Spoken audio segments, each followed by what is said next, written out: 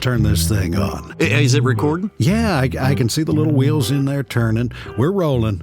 So, folks, Mitch Pohunk at Radio RMUK here in Muckey Landing called and said he really liked our public service announcement from last week, where we talked about staying safe when you shop here at the store during this stay home, stay safe, stay away from everybody lockdown virus event.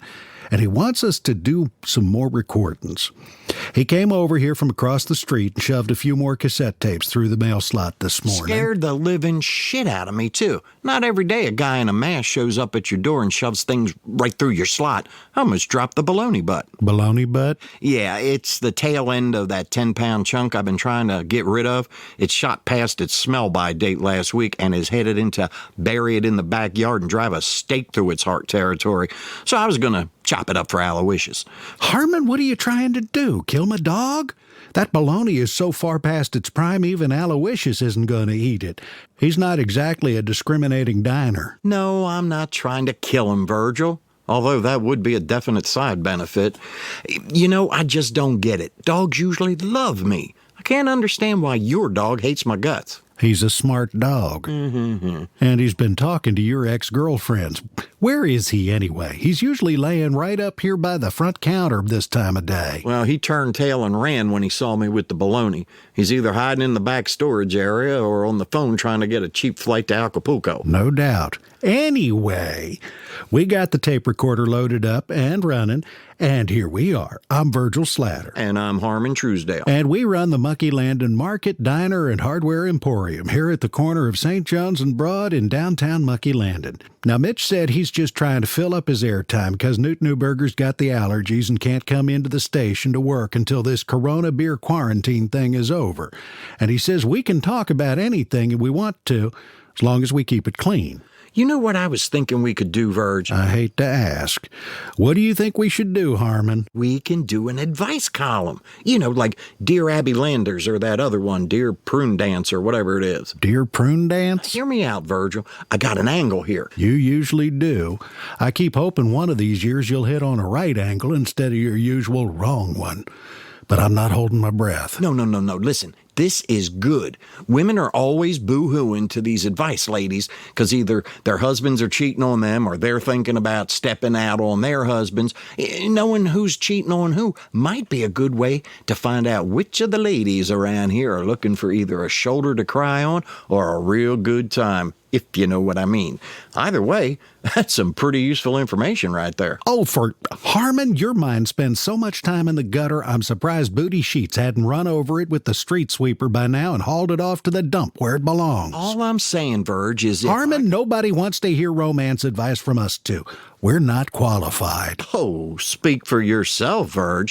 Last time your cousin Lorna Fay was in the store, she asked me how to get this guy she had a crush on to notice her. Lorna Fay Slatter or Lorna Fay Boozer? Lorna Fay Spradler. Cooter's kid.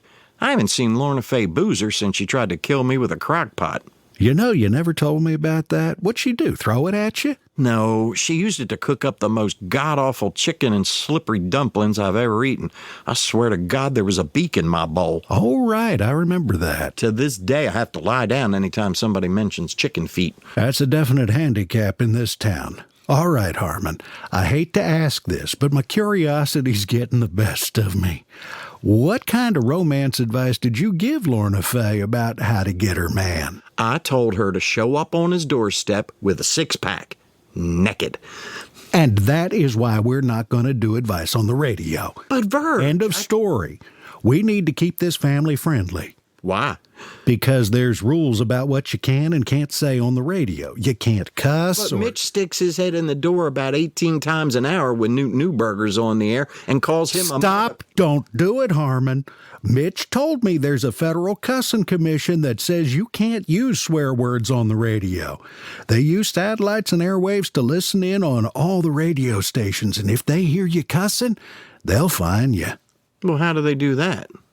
I just told you how they do that. They got satellites and airwaves to listen in. Yeah, I get that, but how do they know where you are? What do you mean, how do they know where you are?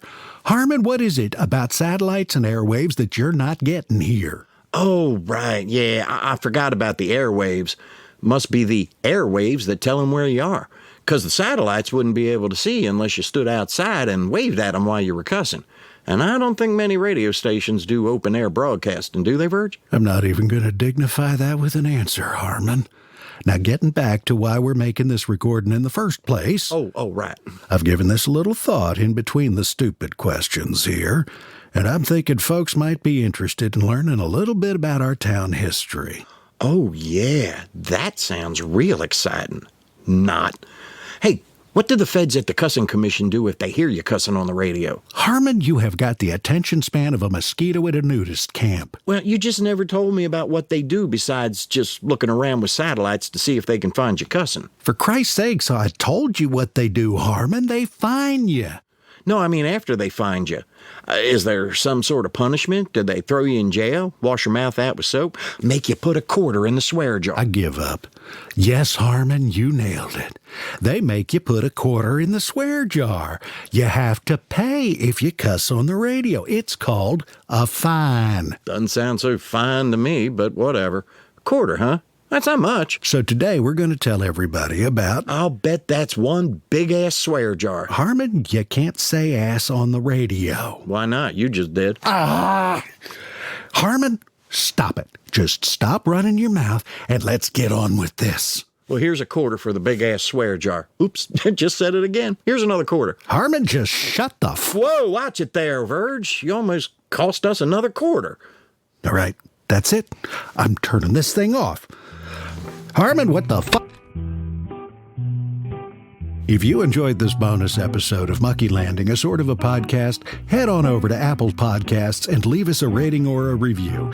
You can also listen to our full-length episodes there and on Google Play, Spotify, Stitcher, and TuneIn. And be sure to pay us a virtual visit at muckeylanding.com, where you can listen, subscribe, comment, or sign up for the Muckey Landing mailing list. Stay home and stay safe, everybody. I went down to the corner store. Bet you all know what I found. Nothing but rain and salty water soaking through that muddy ground. You might get into a fight, but you could get lucky. The ground beneath your feet's always gonna be a little mucky. Yeah, even when the sun is shining down.